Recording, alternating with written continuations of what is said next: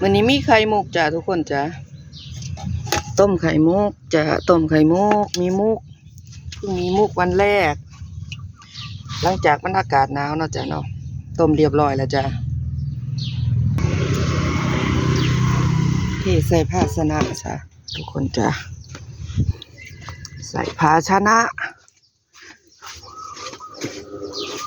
ไข่มุกปะใส่ภาชนะเรียบร้อยแล้วค่ะทุกคน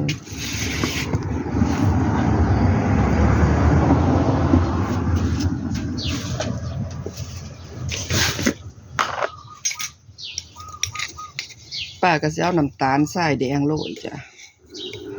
วิธีถนอมไข่มุกป้า3 ช้อนจ้ะ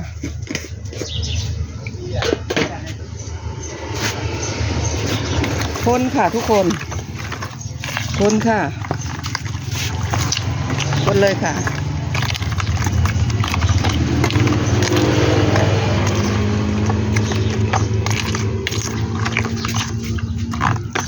ก็จะสวยงามแบบนี้จ้ะวันนี้มีไข่มุกนะคะวันนี้แถมไข่มุกฟรีจ้ะทุกคน